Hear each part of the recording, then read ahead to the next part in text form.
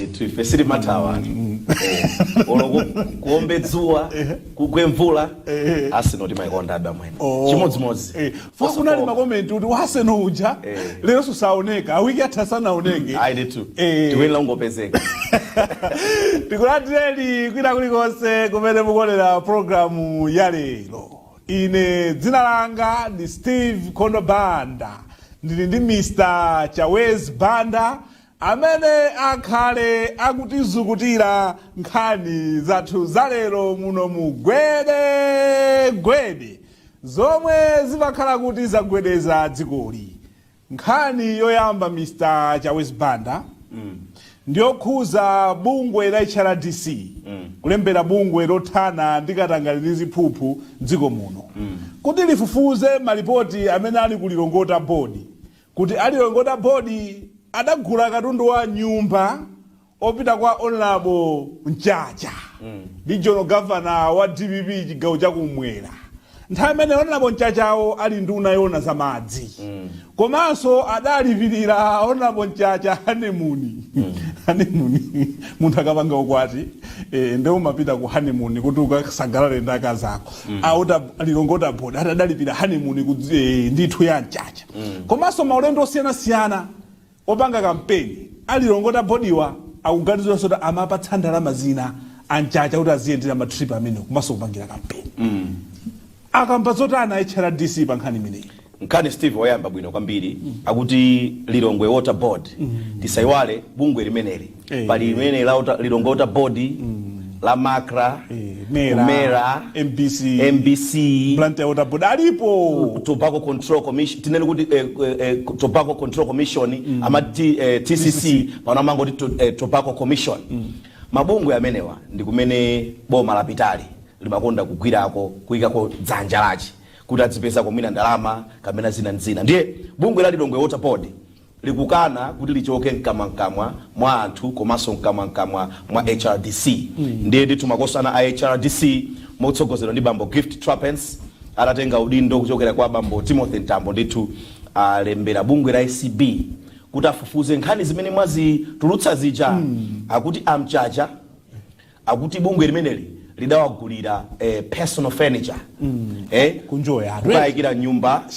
komanso bungwe limene lidachitira honeymoon kunena kuti iwowa atapeza kanjole tidaona zithunzi atapeza kadona kuti akwatire kadona akuti bungwe limeneli limene lidachita fund honeymoon yawo kuphatikizirapo apo akuti akamaenda on personal errands matripi a personal komanso nthawi zina akamapanga kampeni kumene ya DPP bungwe limene la Lilongwe Water Board ndi limene limatenga ndalama kumachitira iwowa zinthu zonsezi.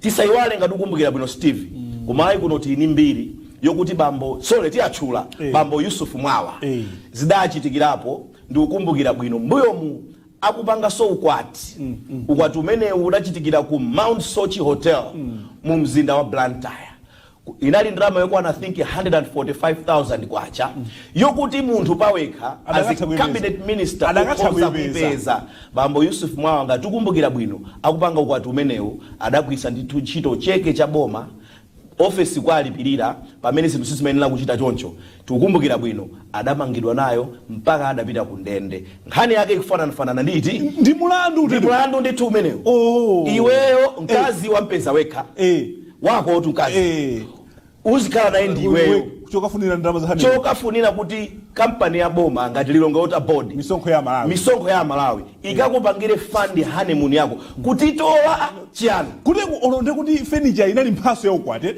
ndiye nyumba yakankazi kanyuwani ndiye popeza tinaleka pa break tisafikire kupya mtima tisafikire kukwiya koma nkhani ngati izi ngati zili zoona popeza HRDC kudzera mu whistleblower initiative yawo alembera ACB kuti afufuze tienti apatse mpata koma ife tangoyenera ifa choti chikalatacho tachiona ACB bambo Matemba achilandira ndipo nkhani imeneyi ili mkamwa mwa anthu chomwe tikufuna chiona kuti ACBO afufuze koma timangopereka ndithu background kuti izizi zidachitikapo amchachawa ngati adachitadi achitiranji mistake yoti nzawo adamuona atamangidwapo nayo mistake ngati imeneyo iwo kumakabwereza nzeru zilipo palibe tidzaona mkazi wa nyuwani mwina tidzaona tizaona ndithu kuti nkhani imene idzatha bwanji, koma chachikulu chokuti nkhani imene ikafufuzidwa wina asamabwere nkumanena kuti this is political witch hunt. Izizi zoziputa dala. Nkhani zinazi zoti mukhodza kuzipewa pololera ndalama zanu zimene amakupasani salary yanu kukapangira zinthu zinazi. Koma abe mmaona kuti ndalama sizikwana munthu ufuna abe ugwise chiro zachani. Komanso imaso in the lack of discipline. Timangona kuti tingoononga basi sizapezeka tipange motemo ndekuti amapanga abuse mphamvu zawo komanso kwasokoneza kulilongota body mene amayenera azigwirira ntchito. Koma nkhani ndiyo kuti amaopseza mwina anthu kumaopa kuti tikatere michacha ija itipeza de zinthu zache ndithu zimayenda choncho. Koma chachikulu chiona kuti tialola HRDC alembera ACB afufuze apeze umboni. Tidzaimva nkhani imene tsiku lina. Pankhani yomwe HRDC kwalembera ACB nkhani ya kulilongwe handling company lihako. Yes. Lihako. Yes. Ati kumene ku ma contract kupatsana mosakhala mwino. Nkhani yovuta kwambiri.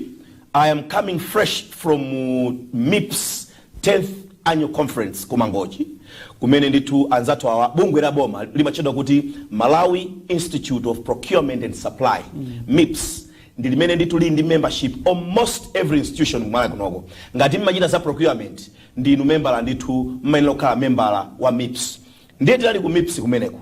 Roho imene anandipasa MIPS mwina poona ntchito zimene magwira pano pa Gwede-Gwede. Anena kuti Chawezi ubwere uzatithandize kupanga facilitate a particular session. Session imene imutu wache unali dealing with political influence in awarding of contracts. Ndeno nkhani simayibweresa ndeni kunena kuti kulilongwe handling company akuti ma contract kodi imapezeka ku airport. Imapezeka ku airport. Kumene kucha ndithu ndi company ya boma ili kulilongwe imapezeka kulilongwe imapezeka. Ndiso chimene afuna chona kuti from this conference imene 10th annual conference ya MIPS kuna chuluka nkhani zonse zinena kuti ngati pali vuto lalikulu limene lili ma institutions ya boma ndi influence imene imachokera kwa anthu andale. Kunena kuti anthu andale amayikapo kwambiri mkono pa ma contract aboma. Tingoona dzina la chief executive officer amene akutchulidwa kumene kukulilongwe handling company amene watu dzina lawo kuti ndi Bambo Kasaira. So zimamveka kuti akuti bambo amene ndi Bambo Alik Kasaira zimamveka kuti khanga ndi mpachibale akutero tu ndi anduna akale Bambo Francis Kasaira IMP amafuna akhalido for opposition ma MP anzawo akanawa. Ndiyeno akuti tikati yangani zimene zimachitika umeneko akuti contract yopanga drill atapanga drill akuti kandi boho kaya apanga drill machani umeneku ma contract amene wa chief executive amangopereka kwa anthu without following proper procedures as laid down in the Public Procurement and Disposal of Assets Act. Imene imanena kuti kodi tidzagula bwanji zinthu komanso tidzagulisa bwanji katundu wa boma. PPTA imene ni nkhaniso imene tinakamba kwakukulu kumangochi pa Mekulali conference imene iyi. Ndiyeno kunali anoyoli pipa kunali mkulu wa Central Medical Stores Trust amene ndi Bambo Dr. Feston Kaupa. Kunali ndithu Bambo Loti Dzonzi amene anali pa panel imene matsogolera ine. Anali ndithu takamba nkhani imene ndipo I was given 1 hour to do this session. Koma aliyense samafuna kuchoka chifukwa yoti it was a very relevant topic imene ndithu anthu amachita nayo relate. Anoyo lipipa pokhala munthu wandale sinanga nkhani imakhudza kunena kuti inu anthu andale machita influence ma contracts adavomera kuti nzoona. Ndeno amadandaula ndi ma officers ma procurement officers amboma kuti feyo timangozidwa zotani zochita kumeneko kubwera akuti contract yakuti mwapasi ameneyo.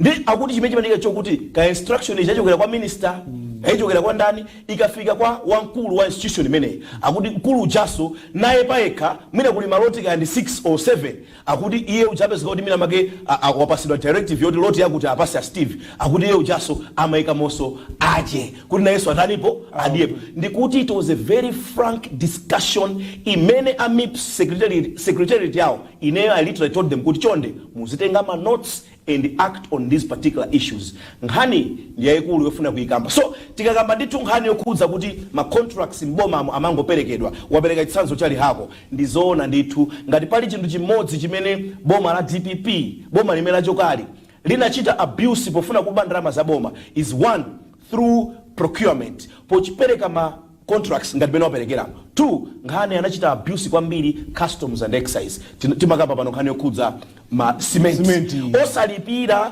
kusonkho adachita abuse procurement adachita abuse customs and excise galimoto zabo galimoto anthu kumangolowesa cement kumangolowesa ndengati tikudziwa Nkhani ya cement ndi galimoto ndikatundu wina uti amene amangolowa osalipira excise kuboma la Malawi. So Nkhani zili Steve zikulu zofunika kuzukutika. Amartha Chizuma, ombudsman, ya lembera amene wa Central Medical Stores Trust. Yes. Ati kumene kumachitika nchitidwe ochotsana ntchito mwachisawawa. Yes. Afotokozepo komanso kusankhana tsankho kwa akuluakulu ameniwa. Kalata imuli chani?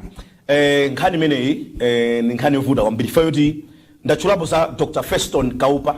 He was sitting on the panel. Mudali na ulimodzi. Ndimapo nyina mafuso ndineyo. Koma nkhani is slightly different from the one that you have brought. Ndi imene timakambira na ukoko.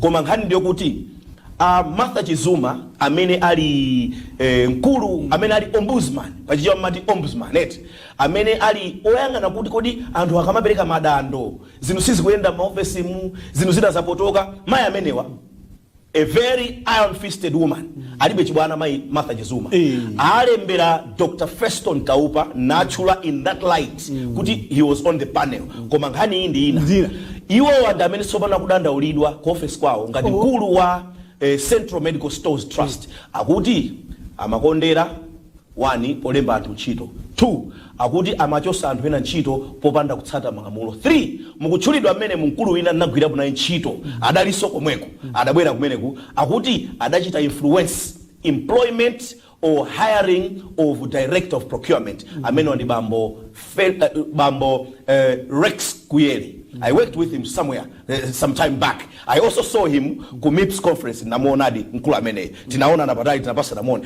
akuti bambo Dr. Feston Kaupa ndi amene apangisa kuti director amene akuti apasidwe ntchito imeneyi ngati director of procurement akuti Dr. Feston Kaupa adalandira instruction kuchokera kwa bambo Dan Namalika kuwauza kuti maiva cheni yake akuti Dr. Dan Namalika instructed Dr. Feston Kaupa kuti apange hire Mr. Rex Kuyeli as director of procurement ku Central Medical Stores Trust. Ndeno akuti kangata Kuyeli ndi bachibale ndi Anamalika.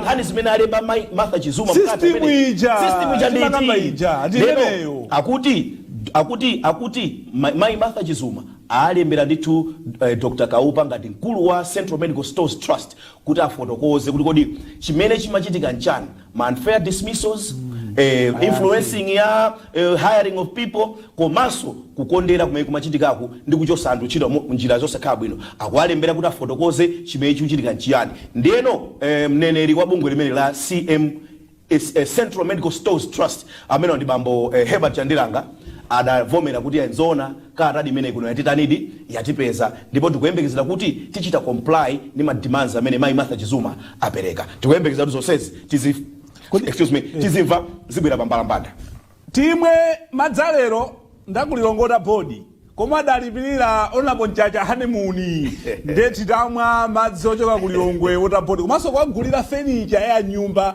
onapo nchacha amenewa alilongwe wota bodi tikumane ikatha break.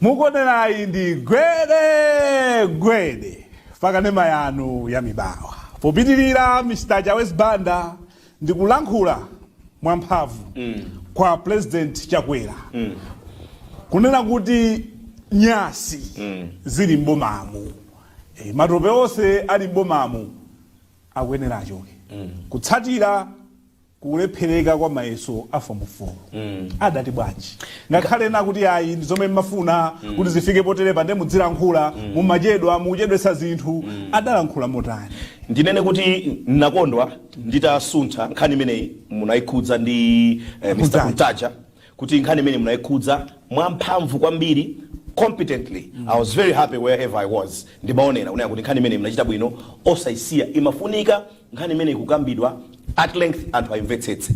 Chachikulu nchona kuti alephereka mayeso amanebo achita cancel. Ndi issue na kuti kodi vuto limene labwera lero ineyo particularly ndi interest ndi issue ya kumanebu chifukwa sinambe kumva lero namba kumva pakanthawi kuti bungwe la manebu pali zovuta zambiri zimene zili within leadership yake ya manebu. Now expectation ya anthu inali yokuti chifukwa choti mphekesera zikumveka kuti pali mavuto pali zinthu zinazi mukanazikonza. Ndipereka chitsanzo chimodzi, sindifuna kunena zinthu zaboza. Panali nthawi ina bungwe la manebu lidakanika kukafikitsa pamalo ena ma ID a anyamata amene amalemba chani mayeso ana mpaka analephera kulemba mayeso chifukwa choti ma ID sadafike nthawi yabwino.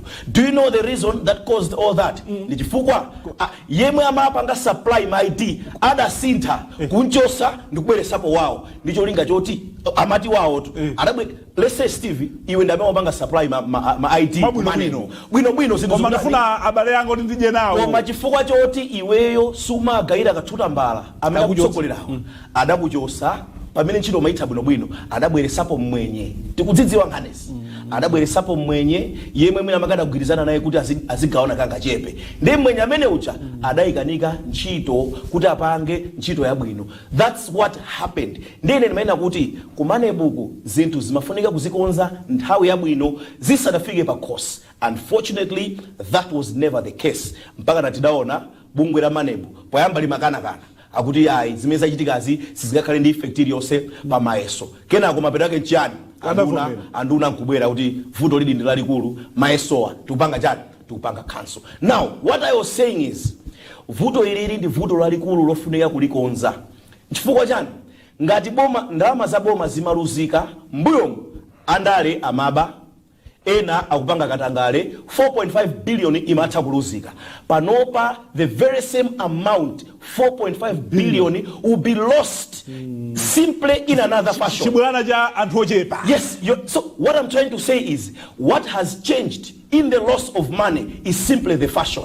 Panopa fashion imene ndrama italuzidwire will appear legitimate because it will have been spent on retaking of exams. Pamene kaleli ndrama ngati 4.5 billion imaluzika ena ataiba. So what is there's no difference. Sizingatheke tingotenga kumalipiro amene wawa. What? Ma benefits ayo tibanze ndrama za mayisoso akumanebuwa tikwela no tikambirane. So chimene ofanira chona kuti boma la pano la tonse tientonesetse tisaluzise ndrama zambiri in a way that appears to be legitimate. Unandauza kuti sinanga unamva zimene anduna azamaphunziro akuti mayesowa alembedwaso kulembedwaso kwa mayeso koma kufunika kuti boma lipereke chani 4.5 billion 4.5 billion imene ikanapangidwa save ikanakhala kuti decision yokonza the rubble at Manebu was made on time and in time. Masiku 100 ali. Problem iyi 4.5 billion sikanaluzika.